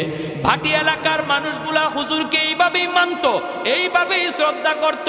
হুজুর যেই জায়গায় যে হাজির, প্রচন্ড মারামারির ভিতরে মার থেমে যেত। চতুর্দিকে উপরের দিকে এরকম ভাবে ফায়ারিং হচ্ছে, কিন্তু আল্লাহর ওলি মাঝখানে যে যদি দাঁড়াইতেন সাথে সাথে দোনো পক্ষের রাগ গুসা পানি হয়ে যাইত। আল্লাহু আকবার। এত বড় বুজুর্গ, এত বড় আল্লাহর ওলি ছিলেন। হুজুরে বলতেছেন, ঠিক আছে বাবা, তাহলে আর দেরি নাই, তাড়াতাড়ি চলো, দেরি নাই তাড়াতাড়ি চলো, আমাকে নিয়ে চলো। এই বইলা আল্লাহর ওলি তিনি উঠলেন নৌকায় উঠে গেলেন। জানাজানি নাই, কাউকে বলাও নাই, উঠে গেলেন। কারণ আল্লাহর ওলিরা তারা সর্বদা মনে করতেন মুসলমান কখনো মিথ্যা কথা বলতে পারে কিছু। যে আগে যায় বলতো তার কথাই বিশ্বাস করতেন। পরে যদি একজনে যায় বলতো, হুজুর ও তো আপনার কাছে মিথ্যা কথা বলছে, তখনই ধমক দিতেন, মুসলমান আবার মিথ্যা বলে নাকি? সুবহানাল্লাহ, জোরে কর না। যে মুসলমান আবার মিথ্যা বলে নাকি? আগের জনে আপনারে মিথ্যা বলছে এই কথাটা বুঝানোই যেত না। কি বুঝলেন? আমরাও মুসলমান, তারাও তো মুসলমান, ঠিক না? উনি নৌকা উঠছেন, নৌকা উঠটা ডাকাতরা লয়ে যাইতেছে হাওর এলাকায়, সিলেটের হাওর এলাকায়। অসুবিধা দিতেছে আপনাদের ভাই? অসুবিধা দিতেছে? এই যে কুয়াশার পানি পড়তেছে, কিন্তু কষ্ট হইতেছে আপনাদের। এখন হাওরের মাঝামাঝি গেছে, একদম হাওরের মাঝামাঝি। হুজুর বলতেছে, কি রে বাবা, ওই গ্রাম তো এত দূর হওয়ার কথা না, তোমরা আমারে কোথায় নিয়ে যাচ্ছ? না হুজুর, এই যে চলে আসছি, আর অল্প সময়। মূলত ওদের টার্গেট হলো একদম হাওরের মাঝামাঝি নিয়ে হুজুরকে একদম জবাই করবে, জবাই করে হাওরে ফেলাই দিবে। হাওরের মাঝামাঝি নেওয়ার পরে ডাকাতরা তাদের চেহারা পাল্টায় ফেললো। কাছে আইসা কয়, মৌলবী প্রস্তুত হয়ে যাও, আমাদের দীর্ঘদিনের চেষ্টা, তোমারে খুন করব। তোমার কারণে আমরা গান বাজনা, যাত্রা, প্যান্ডেল কিছুই করতে পারি না। খালি যাবাই যাও, এবার যাই তুমি মাদ্রাসা, যেখানে যাও সেখানে গান বন্ধ করে ফেলো। ঠিক আছে, আজকে তোমার জীবনের শেষ দিন, তুমি প্রস্তুত নাও। আল্লাহর ওলি বলেন, আমাকে একটু সুযোগ দিবানি 2 রাকাত নামাজ পড়ার? কয়, কোনো অসুবিধা নাই, শেষ জীবনের শেষ নামাজ পড়তে চাও, নামাজ পড়ে নাও। কারা? ডাকাতের দল দিশা বিশা পায় না, কোথায় থানার, আমরা ছিলাম কোথায়, কেমনে থানার ঘাটে এসে লাগলো। হায় আমরা কার বিরুদ্ধে লাগছিলাম? হুজুরের পায়ে পইরা পা ধইরা মাপ চাওয়ার, কই হুজুর জীবনের জন্য তওবা করলাম, গুনাহ তো সারছি, আজীবন আপনার খাদেম হইয়া থাকবো, আমাদেরকে আজকের মতো বাঁচান। যেই পুলিশেরা কই, হুজুর এরা কারা আপনার পা ধরতেছে? হুজুরে বলতেছেন, না কোনো অসুবিধা নাই, এরা সব আমার খাদেম, নৌকা ভুল করে এখানে চলে আসছে, একটা অন্যায় করেছে তাই মাপ চাইতেছে। আল্লাহু আকবার। পুলিশদের কাছে পরিচয় দেন নাই ওরা যে ডাকাত। এই আল্লাহর ওলি এই ডাকাতদেরকে বলছিলেন, বাবা শুন, তোরা যে এমন ঘটনা ঘটাইছো আমার জীবদ্দশায় কারো কাছে বলবি না, আমার ইন্তেকালের পরে যদি বলতে চাও বলবা। আমরা আল্লাহর ওলির ইন্তেকালের পরে খবরগুলা পাইছি, এবং ওরা বলছে আমরা যে হুজুরের খাদেম, আমরা কিন্তু শুরুতে খাদেম ছিলাম না, আমরা হুজুরকে মারার জন্য ডাকাত সেজে এসেছিলাম, আমরা হলাম ডাকাত। কিন্তু ঘটনা ছিল এই, আল্লাহর ওলির ওই কারামতের পর আমরা তওবা করে সবাই আল্লাহর ওলির খাদেম হয়ে গেছি। এজন্য রে ভাই, উলামায়ে কেরামের কদর করো, উলামায়ে কেরামকে চিনো, মাদ্রাসাকে কদর করো, মাদ্রাসাকে কদর করো। আল্লাহ নবী রহমতের নবী বলেন, হাফেজে কোরআন জান্নাতের দিকে যায় আর কয় আল্লাহ আমার মা কই, আমার বাবা কই? আল্লাহ কইব যাও তার আব্বা আম্মারে জাহান্নাম থেকে উঠে আনো। জাহান্নাম থেকে বাপ মারে যখন উঠে আনবে, তার দাদা দাদি নানা নানি তখন উইটে কইব বাবা তোমরা তো তোমাদের সন্তানের উসিলায় আজকে জান্নাত পেয়ে গেছো, কিন্তু সে তো আমাদের নাতি, আমাদের নাতি, আমরা তো কত আদর করছি, কত মায়া করছি, আমি নানা আমি নানি কত মায়া করছি, আজকে আমরা বিপদে পড়ে গেছি বাবা, তোমরা তো মুক্তি পেয়ে গেছো। আমার ভাইটারে বইল একটু সুপারিশ করার জন্য। তার আব্বা আম্মা আয়েশা তার সাথে জান্নাতের দিকে রওনা দিবে, কিছু দূর যাইয়ে বাপ মা থেমে যাবে। ছেলে কইবা আব্বা তুমি থামছো কেন, আম্মা তুমি থামছো কেন? তখন মায় কানবো, বাবায় কানবো, কান্দা কইব বাবা তুমি যদি তোমার বাপ মা সারা জান্নাতে না যাও, আমরাও আমাদের বাপ মা সারা জান্নাতে যাইব না। তখন আল্লাহ কইব যাও তার দাদা দাদি নানা নানিরে তুইলা আনো। দাদা দাদি নানা নানিরে তুইলা আনার সময় এলাকার মানুষেরা তাদেরকে দইরা বলবে বাইরে তোমরা তো মুক্তি পেয়ে গেছো নাতির সুপারিশে, কিন্তু আমরা ওই এলাকার মানুষ, যে এলাকার মাদ্রাসায় পইরা তোমাদের নাতি হাফেজ হইছে, আলেম হইছে, আমরা ওই এলাকার মানুষ, আমরা মাদ্রাসাকে কদর করতাম, আমরা তার থাকার জায়গা করে দিছিলাম, খানার ব্যবস্থা করে দিছিলাম, আমরা তার সহযোগিতা করেছিলাম। একটু যায়া বইল মালিকের কাছে আমাদের জন্য যেন একটু সুপারিশ করে। দাদা দাদি নানা নানি আইসা ওই মানুষগুলার কথা তারে শোনাবে। তখন সে আল্লাহর কাছে কইব মালিক যাদের সহযোগিতায় আমি কোরআন সিনায় নিয়েছি, ওই মানুষগুলাকে যদি আমার সাথে না দেও আমি জান্নাতে যাইমু না। আল্লাহ পাক তখন কইব যাও মানুষগুলোর জাহান্নাম থেকে উঠে আনো। উঠে আনার পরে একজনে কইব হুজুর আপনি আমারে চিনছেননি, আনাল্লাযী সাকাইতুকা মা, আমি আপনাকে একদিন এক গ্লাস পানি পান করাইছিলাম। আনাল্লাযী ওয়াহাবতু লাকা ওযুআ, হুজুর আমাকে আপনি বুঝি চিনেন, আমি আপনারে একদিন এক বদনা ওজুর পানি দিছিলাম। নবী বলেন এইভাবে অসংখ্য মানুষ, কেউ কইব এক বস্তা দুই বস্তা চাউল দিছি, কেউ কইব আমি 1000 টাকা দিছি, আপনি যেই মাদ্রাসায় পড়ছিলেন এই সহযোগিতা পাইয়া সিনায় আপনি কোরআন নিছেন। আল্লাহ পাক কইব ফেরেশতারা আমার কোরআনের পাখিরে যতজনে চিনতেছে আর সে যতজনকে চিনে কোরআনের ইজ্জতের খাতিরে বরযাত্রীর মতো তার সাথে জান্নাতে দিয়া দাও।